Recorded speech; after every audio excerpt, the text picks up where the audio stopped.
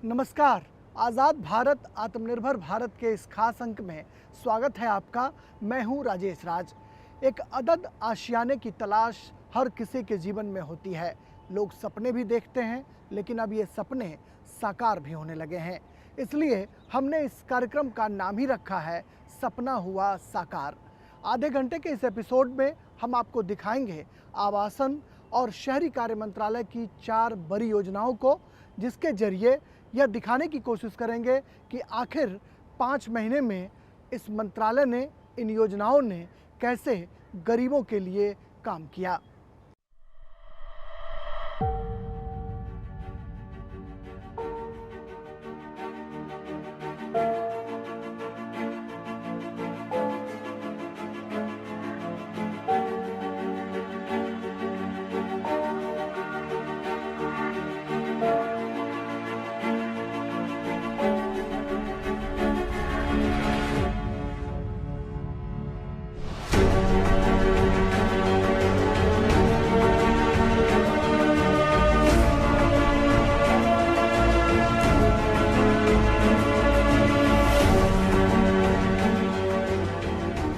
आम हो या खास, एक अदद आशियाने की तलाश हर किसी को होती है। खासकर मध्य वर्ग के बाशिंदे आशियाने के लिए सालों साल सपने संजोते हैं। कुछ सपने साकार होते हैं, जबकि कुछ एक सपने टूट भी जाते हैं। समाज के अंतिम पंक्ति में बैठे लोगों के लिए पक्का मकान की हसरत किसी स्वप्न से कम नहीं था। लेकिन प्रधानमंत्री नरेंद्र मोदी ने गरीबों के सपनों को पंख लगाया और समाज के गरीब तबके के सपने भी ऊंची उड़ान भरने लगे। ये संभव हो पाया प्रधानमंत्री नरेंद्र मोदी के विजन से, जिन्होंने ये आस जगाई कि अब देश के गरीबों के भी पक्का मकान बनेंगे।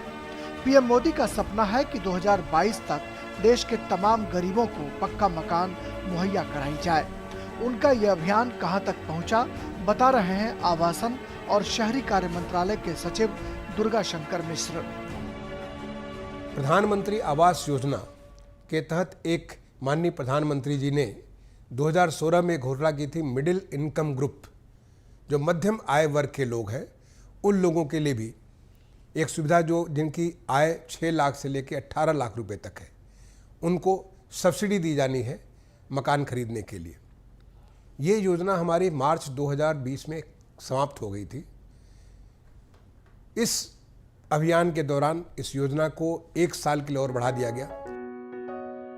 प्रधानमंत्री आवास योजना शहरी के तहत गरीबों को पक्का मकान देने का वायदा रंग ला रहा है और लॉकडाउन की अवधि में आत्मनिर्भर भारत अभियान के तहत इस योजना को धरातल पर उतारने की पुरजोर कोशिश की गई, या यूं कहें कि योजना के लाभार्थियों को और भी सहूलियत देने के भरसक प्रयास किए गए। योजना के तहत अब तक 1 करोड़ 7 लाख आवास को स्वीकृति मिल चुकी है, जिसमें 67 लाख घर निर्माण के अलग अलग स्टेज पर हैं और 35 लाख से ज्यादा परिवारों को अपने सपनों का घर मिल चुका है। प्रधानमंत्री आवास योजना शहरी के अंतर्गत क्रेडिट लिंक्ड सब्सिडी स्कीम यानी CLSS की अवधि मार्च 2020 में खत्म हो गई थी, लेकिन आत्मनिर्भर भारत अभियान के तहत इसे 1 साल बढ़ा दिया गया, जिससे आपदा को अवसर में बदलने की पहल हुई, ताकि मध्यम आय समूह के लिए ऋण आधारित सब्सिडी CLS देकर पहली बार किसी सरकार ने घर के लोन में इस तरह की सहूलियत दी है, जो अपने आप में उल्लेखनीय है। स्कीम की अवधि बढ़ाए जाने से तकरीबन 2.5 लाख MIG परिवार को वित्तीय वर्ष 2020-21 में सीधा लाभ मिलेगा। वहीं लगभग 70,000 करोड़ का निवेश आएगा, जिससे सीमेंट, स्टील, ग्लास, मेटल आदि उद्योगों को बढ़ावा मिलेगा और रोजगार सृजन के द्वार भी खुलेंगे।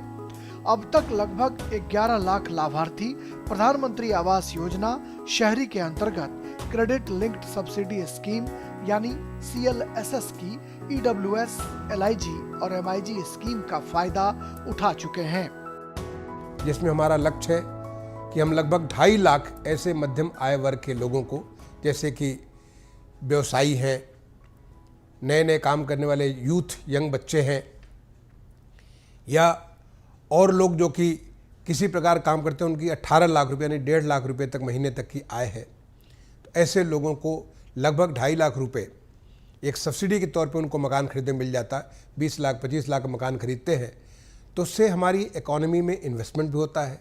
पीएम आवास योजना शहरी में पहली बार किसी सरकार ने एमआईजी की चिंता की है। एक मध्यम वर्गीय परिवार के लिए 2.5 लाख रुपए बहुत मायने रखते हैं, जिससे लाखों लोगों के घर आंगन रोशन हो रहे हैं। इस योजना का लाभ पहली बार मकान खरीदने वाले लाभार्थियों को मिलता है, जिनकी वार्षिक आमदनी एमआईजी 1 के लिए 6 लाख 1 रुपए से 12 लाख रुपए तक, जबकि एमआईजी 2 के लिए 12 लाख से 18 लाख रुपए तक होनी चाहिए। इसके लिए पात्रता ये भी होनी चाहिए कि परिवार के किसी भी सदस्य के नाम पर कोई पक्का मकान ना हो। ब्याज सब्सिडी प्राथमिक ऋणदाता संस्थाओं के माध्यम से लाभार्थियों के ऋण खातों में सीधे तौर पर जमा करा दिए जाते हैं, जिससे प्रभावी आवास ऋण और मासिक किस्तें कम हो जाती हैं। आत्मनिर्भर अभियान के तहत इस योजना का लाभ अब 1 साल और भी उठाया जा सकता है। इस योजना के लाभार्थियों से जानते हैं योजना की खूबियां और फायदे। 4-5 महीने के अंदर LIC हाउसिंग से हमारा वो डिसबर्समेंट मिल गया 4 महीने के अंदर, और वो डिसबर्समेंट मिलने का विद इन फरवरी मार्च 2019 तक जो है हमारा सब्सिडीज़ भी क्लियर हो गया। तो ये सब्सिडीज़ जब क्लियर हुआ तो मैं इसका EMI का फ़र्क जो देखा कि अराउंड 4,500 रुपया का करीब हमारा EMI कम हो गया। तो 4,500 रुपया EMI कम होने की वजह से क्या है कि मेरे एक बेटे और एक बेटी है, तो उनका जो स्कूल फीस है वो मैं देख पा रहा हूँ कि वो 4,500 से हमारा स्कूल फीस में एप्लीकेशन हो गया, जिससे मेरा एक अर्निंग का बर्डन फॉर द 20 ईयर्स 4,500 रुपये से तो एटलीस्ट कम हो गया। पिछले 2 साल से हम लोग घर लेने के लिए सोच रहे थे। हालांकि मैं एक न्यूली क्वालिफाइड चार्टर्ड अकाउंटेंट, तो फंड का स्टार्टिंग में थोड़ा सा इशू होता है। फिर जाके मुझे एक गवर्नमेंट ऑफ इंडिया के MIG स्कीम के बारे में पता चला, जिसके तहत हमें पता चला कि कुछ स्कीम है गवर्नमेंट की तरफ से कि हमारा कुछ इंटरेस्ट अमाउंट वेव ऑफ हो जाएगा। वैसे तो जब हमने अप्लाई किया था तब पता भी नहीं था, तब हमें एज ऑफ स्टार्ट हमें इसके बारे में कुछ नहीं आइडिया था। बट जब हमने लोन एप्लीकेशन डाली तब हमें बैंक की तरफ से ही पता चला, और एक नॉर्मल सा प्रोसेस था, एक नॉर्मल सा फॉर्म हमसे फिल कराया गया था। उसके बाद हमने ना कभी बैंक गए ना कभी कुछ पता किया, बस ऑटोमेटिकली कुछ महीने बाद हमारे अकाउंट से लोन अमाउंट कम हो गया।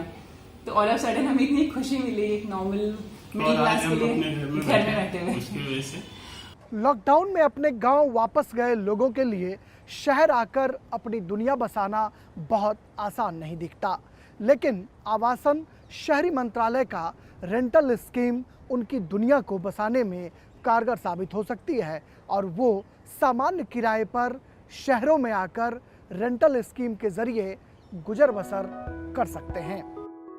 आज़ादी के बाद पहली बार केंद्र सरकार ने प्रवासियों और गरीबों के लिए एक ऐसी रेंटल आवास स्कीम शुरू करने का ऐलान किया है, जिसके तहत आत्मनिर्भर पैकेज की घोषणा में प्रवासी मजदूरों को किराए के घर मिलेंगे।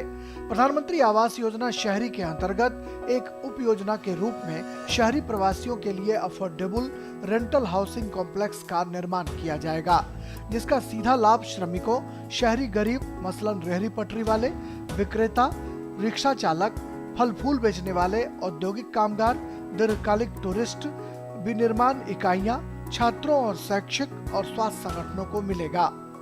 Rental housing is necessary for our younger people, those who have just started their professional lives. They don't want to invest and be tied down. But more important, I think COVID has taught us a lesson that there are some segments of our society about whom we were not sufficiently mindful, and I'm talking about migrant labor.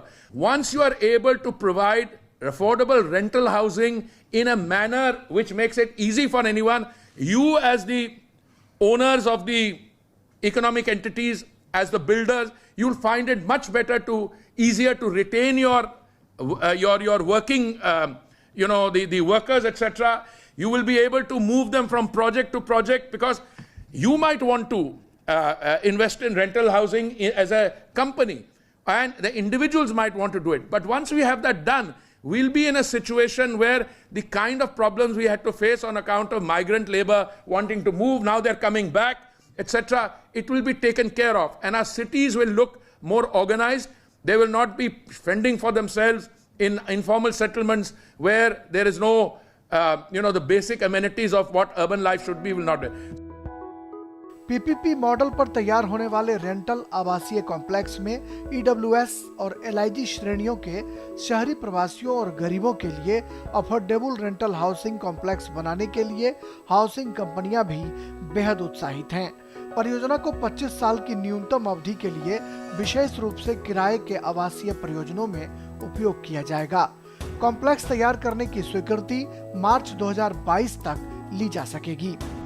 यह scheme न केवल वर्तमान में चल रहे corona virus से लड़ने के लिए एक सक्षम हथियार है, बल्कि लंबे समय में जीवन की उत्तमता यानी क्वालिटी ऑफ लाइफ को सुनिश्चित करने वाला बेहतरीन समाधान। क्वालिटी ऑफ लाइफ आती है आत्मनिर्भरता से, यानी क्लस्टर कम्युनिटी डिजाइन, जहां श्रमिक भाई बहनों के रहने के लिए पक्का एवं आरामदायक घर, जिसमें शौचालय, पीने का पानी, बिजली और गैस सम्मिलित है, जहां पौष्टिक भोजन की पहुंच हर घर तक, ताकि रोजमर्रा की जरूरतों के लिए उन्हें घर से बाहर ना निकलना पड़े। हेल्थ सेंटर और सामुदायिक केंद्र जिन्हें सरकार द्वारा चलाई जा रही स्वास्थ्य सेवाएं जैसे कि क्वारंटाइन सेंटर्स की तरह भी इस्तेमाल किया जा सकता है। We are very grateful for Ministry of Housing, Government of India for giving us the opportunity for development of affordable rental housing scheme under our new and innovative technology LGSF. We are honored and proud to be associated with our Honorable Prime Minister Shri Narendra Bhai Modi's vision of self-reliant India. कोविड-19 महामारी के परिणाम स्वरूप देश में बड़े स्तरों पर कामगारों या शहरी गरीबों का पलायन देखने को मिला है, जो बेहतर रोजगार की तलाश में ग्रामीण क्षेत्रों या छोटे शहरों से शहरी क्षेत्रों में आए थे। आमतौर पर ये प्रवासी किराया बचाने के लिए झुग्गी बस्तियों, अनधिकृत कॉलोनियों या अर्ध शहरी क्षेत्रों में रहते हैं। उनके लिए किराए का घर मील का पत्थर साबित हो सकता है। जो शहर में जमीन एक बहुत महत्वपूर्ण चीज़ है, जमीन मिलती नहीं है, लेकिन जमीन फिर भी बहुत सारी खाली पड़ी हुई है। अगर राज्य सरकार उसको परमिशन दे दे, इसको कहते हैं यूज परमिशन, मास्टर प्लान में कहते हैं, परमिशन दे दे और एक्स्ट्रा एफआईआर दे दे, प्लस उस कुछ और भी सुविधाएं जो हम लोगों ने इस योजना के तहत रखी वो सारी सुविधाएं दे दें, तो यूनिवर्सिटी खुद वहाँ पे ऐसा एक रेंटल हाउसिंग बना देगी। और जिस पे रेट क्या होगा, वो रेट वो होगा जिस रेट पे वो स्लम्स में रहता है। 2000 रुपये, 2500 रुपये, 3000 रुपये का जो मकान वो लेकर रहता है, उस प्रकार का मकान। तो जैसे अगर कोई खाली ज़मीन पे है तो उस पर तो हमने डॉर्मेट्री भी, बहुत सारे लोग 4 आदमी एक साथ रहते हैं, या एक सिंगल बेडरूम है, एक बेडरूम है, एक उसका टॉयलेट, बाथरूम, किचन, एक लिविंग रूम, या 2 बेडरूम, इस प्रकार के मकान बने होंगे जिनका मुश्किल से 2000, 3000, 4000 रुपये के हिसाब से किराया होगा। और वो आराम से वहाँ रहेंगे और सवेरे अपना जाके सर्विस करेंगे, दिन भर सर्विस करेंगे, शाम को वापस आएंगे, तो परिवार को भी ज़्यादा वक्त देंगे, उनकी ज़िंदगी में सुधार होगा, प्लस उनकी प्रोडक्टिविटी में सुधार होगा। पेंडेमिक सिचुएशन के दरमियान सब लोग जानते हैं कि जितने भी माइग्रेंट वर्कर थे, जिस लोग के पास इतने अच्छे घर नहीं थे, वो भयभीत होके अपने गांव, अपने घर वापस चले गए, जिससे देश के बहुत सारे उद्योगों पर उसकी असर पड़ी और वो हिसाब से देश के इकोनॉमी में भी बहुत सारे लॉसेस हुए। हमारे माननीय श्री प्रधानमंत्री नरेंद्र जी मोदी का इतना लंबा विजन के हिसाब से affordable rental housing scheme for the migrant workers सोच के पूरे इंडिया में इस स्कीम का लॉन्चिंग हुआ, जिससे जो भी इंडस्ट्री, जो भी स्टेट के अंदर, जो भी सिटी के अंदर है, उसके आसपास वो रिलेटेड वर्कर्स एंड वो रिलेटेड स्किल वर्कर्स को इंडस्ट्री के नज़दीक ease of living migrant colony मिलती है, वो भी एफोर्डेबल रेंटल के हिसाब से, एफोर्डेबल रेंट के जो लोग को वो लोग रेंट यूज़ कर सके और खरीद सके। अब हमें लेना होगा यहाँ पर एक छोटा सा ब्रेक, लेकिन ब्रेक के बाद जब हम लौटेंगे तो आपको दिखाएंगे कि कैसे पीएम स्वनिधि से रेहड़ी पटरी वाले लोगों का जीवन स्तर बदल रहा है। आप कहीं जाइएगा नहीं, हम जल्द लौटते हैं।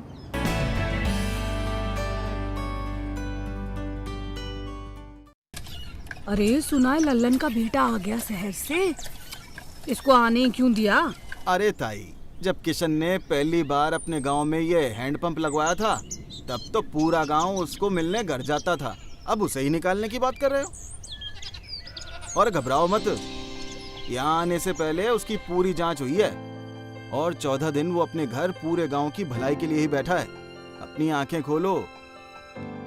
दूसरे शहरों से आने वाले हर व्यक्ति की जांच हो रही है और वो सरकार के बताए हुए निर्देशों का पालन कर रहे हैं। इनका साथ दो और हिम्मत बढ़ाओ।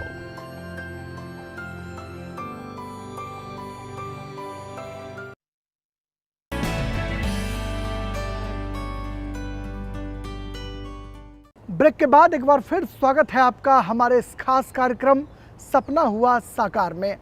PM street vendors Atmanirbhar Nidhi lockdown में अपने व्यवसाय खो चुके लोगों के लिए उम्मीद की किरण बनकर आए हैं। कैसे, आइए देखते हैं इस खास रिपोर्ट में।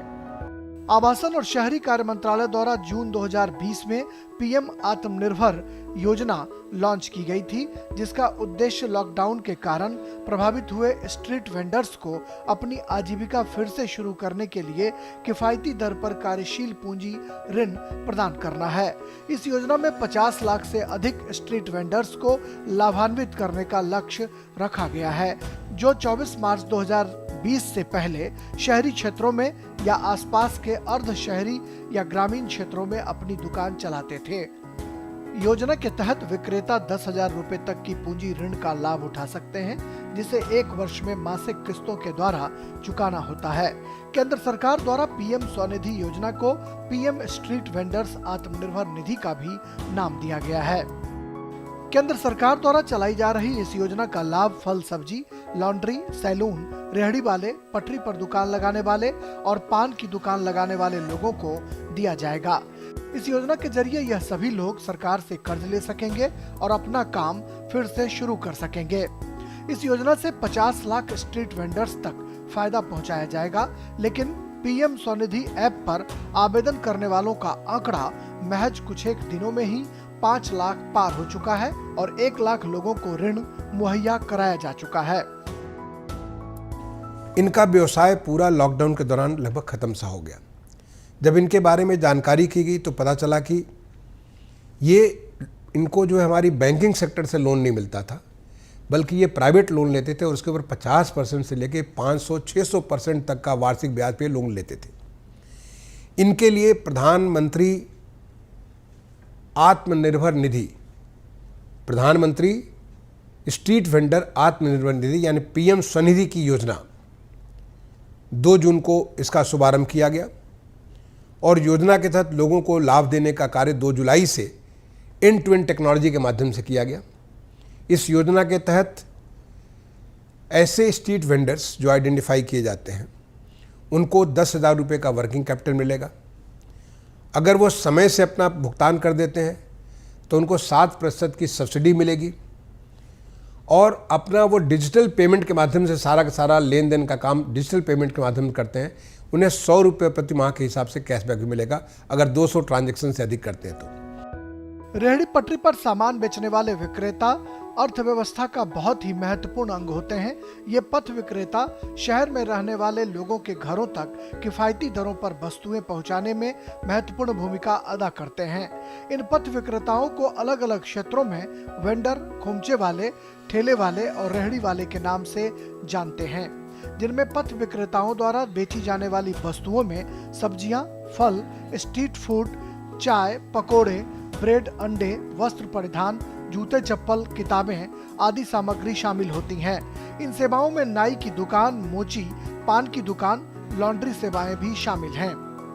लॉकडाउन में हमारे को 3 महीने 4 महीने गिराक नहीं हुआ, हमारे को परेशानी है, गिराक प्रोटेक्शन नहीं हुआ पैसे और खाने को कोई नहीं मिला, हमारे को बहुत परेशानी है। सीएम स्वनिधि वाले हमारे को लोन दिए 10,000 और वो लोन दिए बाद में हमारे को मैं कारोबार अच्छा चल रहा मेरा। मैं पर्स, बेल्ट, चश्मे का व्यवसाय करता हूँ।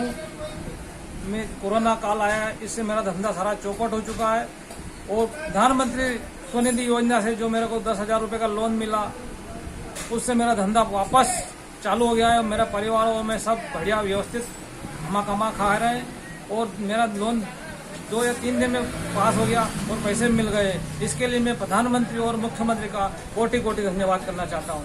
अब सवाल उठता है कि स्ट्रीट वेंडर्स आवेदन करें तो कैसे करें।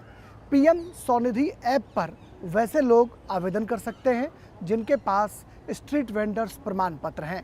जिनके पास ये प्रमाण पत्र नहीं है वो अंतरिम सर्टिफिकेट के लिए अप्लाई कर सकते हैं, और जिनके पास किसी तरह का कोई प्रमाण पत्र नहीं है उनके लिए देश भर में नोडल अधिकारियों की तैनाती की गई है जो उन्हें आवेदन करने में भरपूर मदद करेंगे। कोविड महामारी के दौर में सबसे ज्यादा प्रभाव इन स्ट्रीट वेंडर के ऊपर ही पड़ा जिन्हें अपने रोजगार को शुरू करना बेहद चुनौतीपूर्ण था, लेकिन प्रधानमंत्री स्वनिधि योजना ने इनके जीवन में उजाला लाने के भरसक प्रयास किए। इन्हें ऋण का समय पर भुगतान करने पर प्रतिवर्ष 7% की ब्याज सब्सिडी भी दी जाएगी, जिसे तिमाही आधार पर प्रत्यक्ष लाभ अंतरण के माध्यम से लाभार्थियों के बैंक खातों में भेज दिया जाएगा।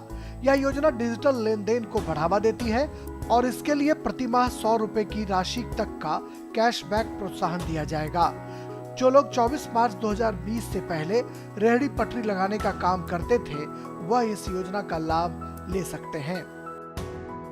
लॉकडाउन हो जाने के कारण मेरा रोजगार बंद हो गया, जिससे मेरे परिवार का भरण पोषण मुश्किल से हो पा रहा था।